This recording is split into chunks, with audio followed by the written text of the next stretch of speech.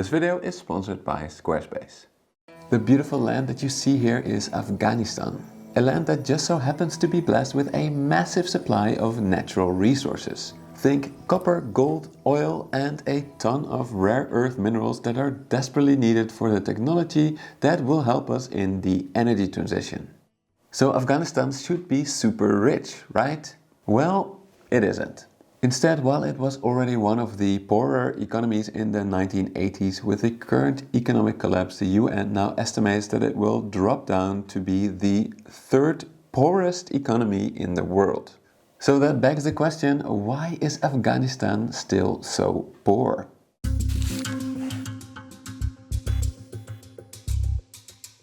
To answer that question, I will first introduce you to a simplified framework of how countries develop.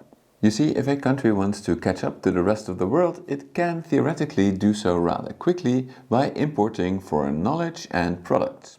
But to pay for these, it will first need some foreign currency. Now, different countries have used different development strategies to obtain that sweet foreign currency. For example, the United Arab Emirates obtained it by exporting its vast reserves of oil. And China did it by exporting simple manufacturing goods on a massive scale. Finally, Turkey simply borrowed it. Now, the second crucial step is then to actually use that money productively. In other words, use it to build infrastructure, educate your population, and in general build competitive industries. And if you're just able to pull off this simple two-step strategy, you've done it. You've now developed from a backwater into a thriving industrialized economy. But then if it's really that simple, then why hasn't Afghanistan been able to pull it off? Well, to answer that question, I will rely on the work of an expert in the field, Oxford professor Paul Collier. Professor Collier has spent decades researching and advising those economies in which the poorest billion people on Earth live. These bottom billion economies, like Afghanistan, always operate far below their potential. What's worse, they don't even seem to be growing towards that potential level, and some, like Afghanistan, even seem to be getting poorer over time. That's why economists say that these types of economies are trapped in poverty. So then the question becomes, why is Afghanistan's economy trapped in the bottom billion? Well, in his work, Professor Collier has identified 4 different traps that economies in the bottom billion are stuck in. These are the trap of being landlocked, the conflict trap, the resource trap itself, and finally, the trap of having bad governance. So let's see if we can use this framework to see exactly what is keeping Afghanistan so poor. Okay, Afghanistan is clearly a landlocked economy since it does not have a sea border. Sadly, this could make the development strategies that the United Arab Emirates and China pursued much more difficult for Afghanistan. You see, these countries earned a lot of foreign currency through exporting their resources or goods to the wealthy West via very large container ships. However, at this point you might say, Joeri, aren't there many landlocked countries that did extremely well for themselves? Take for example Botswana, which was from 1966 to 1989 the fastest growing economy in the world despite being landlocked. And it did so by exporting its vast diamond wealth to the world. Why was being landlocked not a trap for Botswana, and what could Afghanistan potentially learn from this? Well, Professor Collier highlights 4 ways that countries can develop despite being landlocked. The first 2 are about luck. For example, if you are lucky that your neighbors have become wealthy countries, then you can simply develop by exporting to them rather than to the whole world. So when Botswana started developing in the 1960s, you could say that it was just lucky to be next to what was at the time Africa's only developed economy, South Africa. Sadly, Afghanistan is not in such a good neighborhood, economically speaking. The 2 neighbors with the most export potential are Iran and Pakistan.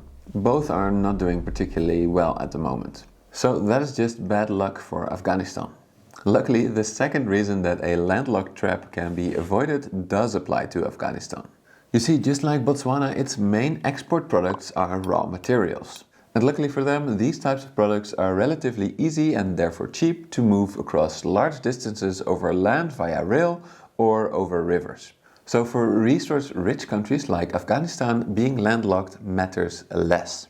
Next, fairly recently, Professor Collier highlights that a new way to get out of the landlocked trap has become available to many countries thanks to cheaper air freight costs. And especially with Russian airspace closed for many Western airlines at the moment, Afghanistan seems like the ideal spot for a new air hub.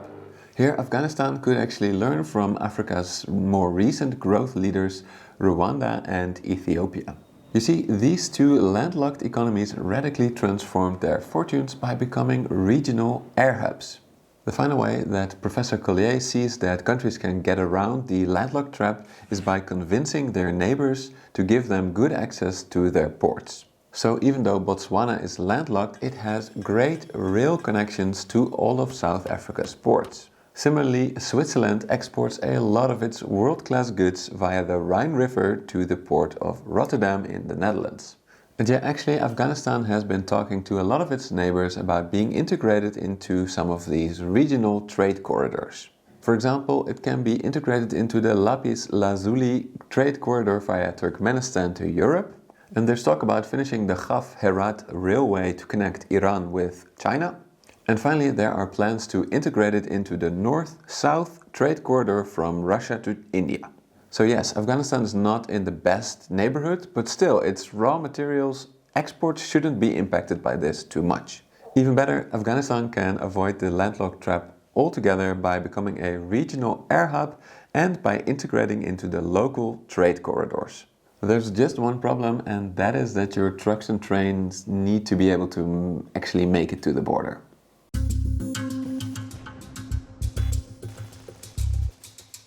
Now, you might be under the impression that the war in Afghanistan started in 2001 when the US invaded.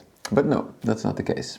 Scholars from Human Rights Watch actually argue that the country has been a decades-long civil war. A civil war that had more brutal twists and turns than 3 seasons of Game of Thrones combined.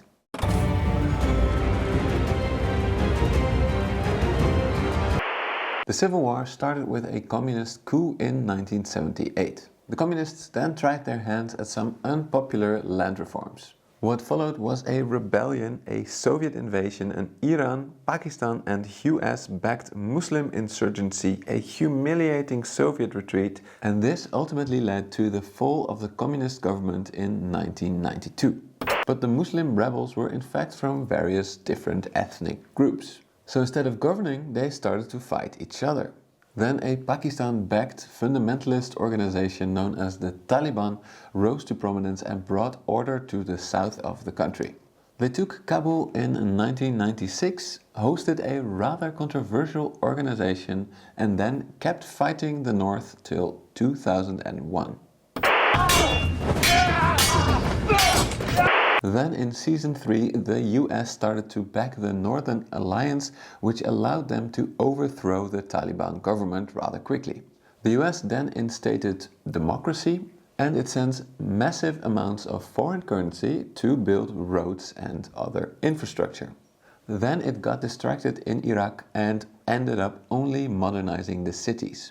This then led to a broadly supported revolt in the countryside. To counter, the US started to fund brutal warlords rather than new roads. This of course alienated the countryside even further, leading to an ethnically diverse Taliban insurgency and finally the humiliating retreat of US forces. Okay, so obviously such a long and bloody conflict prevented Afghanistan from building a thriving economy. But what makes this a trap is that being poor also makes war more likely, and that again makes the country more poor. So why does being poor make a civil war in Afghanistan more likely? Well, Professor Collier gives one possible explanation, and that is hopelessness. First, imagine that you are a young person in a relatively prosperous country. What would your economic motivation be to join a violent gang or militia? On the one hand, joining a militia will give you a small chance of becoming very rich. But on the other hand, there's a pretty big chance that you will die. So yeah, having an honest career path where you will also have a fairly small chance of making it big and an extremely small chance of dying seems like the better option. But now imagine that same choice for a young person in Afghanistan. The honest path is one of hopelessness and, at the moment, even hunger. Now the violent career path with the small chance of striking it big sounds much more appealing, doesn't it? And that is in a nutshell why Afghanistan is in a conflict trap. Violence destroys a country's economy, and that in turn entices more people to join violent militias. Luckily, Collier finds in his research that if one party decisively wins the conflict, there is a small window of opportunity to get out of the conflict trap. This makes sense given that if one party is strong enough, in this case the Taliban, becoming rich by joining your local militia is not that likely anymore. So with broad ethnic support, the Taliban do now actually have a chance to pull Afghanistan out of the conflict trap. This means that Afghanistan can now finally start exporting those precious minerals and claw its way out of the bottom billion. However, the bad news is that just having those minerals is also one of Collier's poverty traps. Now, this trap that is also known as the paradox of plenty is a bit of a weird one. Could it be that Afghanistan's abundance of natural resources is actually making it worse off? Well, there are plenty of examples of countries that found amazing riches under the ground and subsequently got poorer, not richer. For example, Venezuela sits atop South America's largest oil reserves and now finds itself among the poorest countries in Latin America. But the most well-known example is actually my birth country of the Netherlands. You see, in 1959 the Dutch discovered a giant gas field in the north of the country. This field was so big that gas exports soon started to dominate the Dutch economy. This in turn drove up demand for the Dutch guilder, driving up its value. This made other export sectors such as car, airplane and electronics manufacturing less competitive. Therefore, the phenomena of natural resource exports making other exports less competitive became known as the Dutch disease. But in all honesty, I don't think that Afghanistan's natural resource discoveries are going to lead to Dutch disease anytime soon.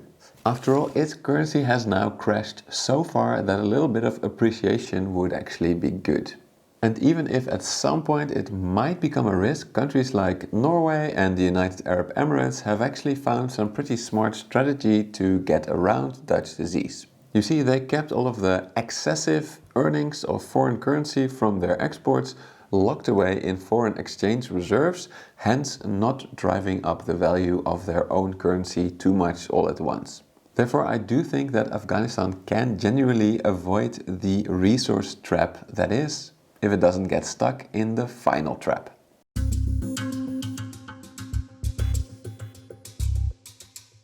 Okay, so this last trap sounds pretty obvious, right? Bad governance is bad for economic growth, and if you don't grow, it's more difficult to educate or attract capable governors. But for Afghanistan, it's even worse. This is where the various traps come together to form some sort of deadly cocktail. Remember how in season 3 of the Civil War, the US started to fund brutal warlords that were good fighters rather than good governors? Oh, and what about the glorious idea of democracy in Afghanistan? Well, here Collier has some pretty bleak findings for resource-rich countries such as Afghanistan. He finds that among countries with a lot of resources, it's actually the autocratic ones that grow on average 2% faster than the democratic ones.